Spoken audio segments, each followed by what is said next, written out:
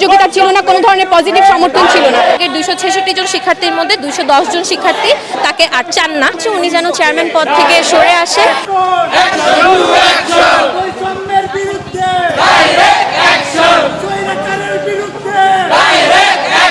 যখন বিভাগ থেকে এরকম একটা নোটিশ আসলো যে যারা আহত হয়েছে তারা যদি কোনো প্রকার সাহায্য প্রয়োজন হয় যেন বিভাগে যোগাযোগ করে, ওই আপুটা তার সাথে যোগাযোগ করা হলে উনি এই মন্তব্য করেন, তুমি আন্দোলনে গিয়েছো, মার খেয়েছো, এখন বিভাগে কথা বলো কেন?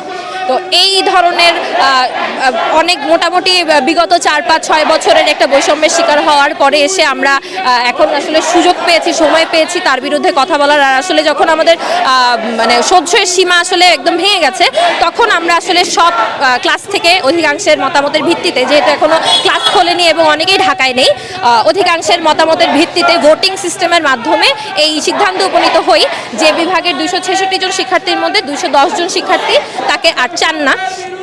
35 জন শিক্ষার্থী নিরপেক্ষ অবস্থানে আছেন এবং শুধু 12 জন শিক্ষার্থী তার পক্ষে অবস্থান করছেন। আন্দোলনে তার কোনো ধরনের সহযোগিতা ছিল না, কোনো ধরনের পজিটিভ সমর্থন ছিল না। তাকে আমরা চাই যে সে চেয়ারম্যান পদ থেকে পদত্যাগ করুক এবং আমাদের বর্তমান রানিং শিক্ষার্থীদের কোনো ক্লাস তিনি না নিক, একাডেমিক কাজে তিনি অংশগ্রহণ না করুন।